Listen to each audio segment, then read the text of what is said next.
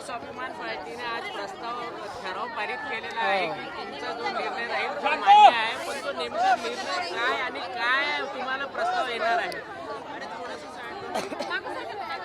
मी एवढंच सांगू शकते, जे पदाधिकाऱ्यांची बैठक आज आम्ही घेतली, जे देवेंद्र साहेबांसोबत जे रवीजी बसले त्यांच्याशी जे बोलणं झालं, त्याच्यानंतर एक पक्षाचे जे अध्यक्ष म्हणून त्यांनी जे ठराव घेतलं, त्यांनी मला असंच म्हटलं आहे, कार्याध्यक्ष म्हणून या पक्षामध्ये मी काम करत आहे गेल्या 13 वर्षापासून, आणि त्यांनी एवढंच म्हटलं की येणाऱ्या काळामध्ये आपण आज NDAमध्ये आहे आणि जेही पुढे राहीन, कारण मोदीजींची, अमित शहाजींची, देवेंद्र फडणवीसजींची काही इच्छाप्रमाणे येणाऱ्या भविष्य आणि ज्यांच्या विचारावर आम्ही सुद्धा चालत आहे आणि ज्यांना आम्ही आमचे नेते मानत आहे, तर मला वाटते त्यांनी आज पक्षाचा ठराव घेतलेला आहे. पण अशा आजही मी स्वाभिमानचीच एक महिला कार्याध्यक्ष म्हणून कार्यरत आहे आणि स्वाभिमानचीच मी खासदार आहे आणि योग्य वेळ, जेव्हा योग्य वेळ राहील त्यावेळीच योग्य निर्णय आम्ही घेऊन आपल्याला सगळ्यांना कळवणार. स्वाभिमान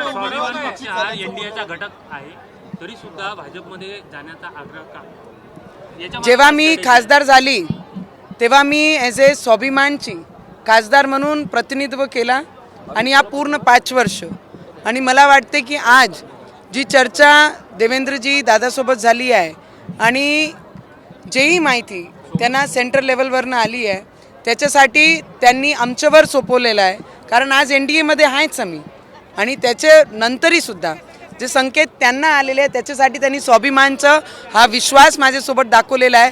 जेही निर्णय येणाऱ्या भविष्यामध्ये जेही आम्ही घेते त्याच्या पाठीशी ते राहतील, एवढं नक्की आहे. महिला चेहरा म्हणून तुमची निवड केलेली आहे पार्लमेंट बोर्ड केंद्राची, अशी आम्हाला माहिती मिळाली आहे, ती खरी आहे का? तुम्ही कमळावरच निवडणूक लढवणार म्हणून? मुझे लगता है सितारों को चमकने से कोई रोक नहीं सकता. सितारा जहाँ पे भी रहे वो अपनी चमक जरूर छोड़ता है, आणि तीच आमचे देशाचे प्रधानमंत्री आणि गृहमंत्री आणि राज्याचे देवेंद्र फडणवीसजी यांच्यापर्यंत आमचे कार्याची, आमची मेहनतीची, आमची तळमळची, जिल्ह्याबद्दलचं प्रेम हा यांच्यापर्यंत या गेल्या 5 वर्षापासून आणि NDAची बाजू ज्या पद्धतीने मी पार्लमेंटमध्ये ठेवत आलेली आहे ही जाण त्यांना आहे, आणि त्याचेच भरोसे ते प्रत्येक गोष्टीचं पाठपुरावा करून इथपर्यंत आलेले आहे. तर मला वाटतं जेही होईल, आज माझे पक्षांनी मला विश्वास दिला आहे की कोणत्याही निर्णयासोबत ते माझे पाठीशी राहील, आणि जेही निर्णय माझे देशाचे प्रधानमंत्री नरेंद्र मोदीजी, अमित भाई आणि देवेंद्रजी आणि रवीजी करतील त्याच्यासोबत मी त्यांच्या शब्दाचे बाहेर अलीकडे जाणार नाही.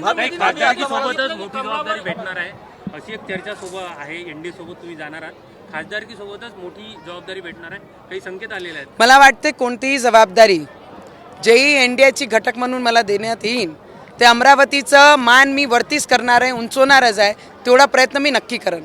येणारी निवडणूक तुम्ही कमळावर की पानावर लढणार आहात? मी NDAची घटक आहे आणि आज मी स्वाभिमानचीच पक्षाची खासदार आहे.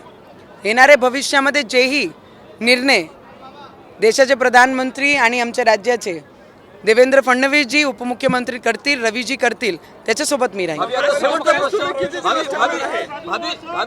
भाभी प्रवेश कधी होणार आहे भाजपमध्ये? सरळ सांगा. संभ्रमात आहे आता, लोक पण संभ्रमात, कार्यकर्ते पण संभ्रमात आहे. सस्पेंड केव्हा दूर करणार? करेल भाजपा प्रवेश कधी? सस्पेंड केव्हा दूर करणार? कार्यकर्ते माझ्यासाठी एवढे दिवस जे आचारसंहिताचे खूप जास्त झाले आहे, कारण अभ्यास एवढा करून घेतला आहे की रिव्हिजनचा वेळ मला एवढी नकोच होता.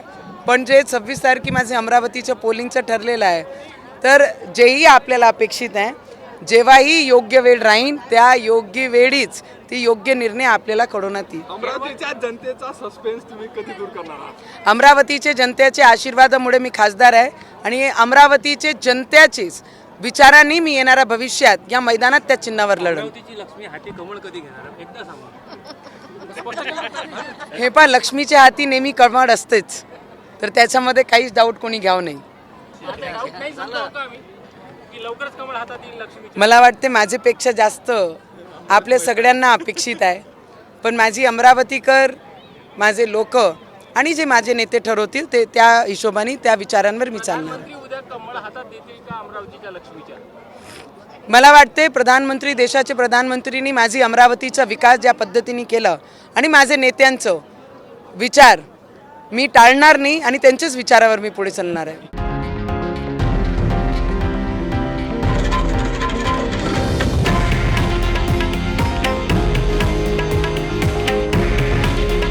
हे आहे देशातील नंबर 1 न्यूज नेटवर्क आणि आपण पाहत आहात TV9 मराठी.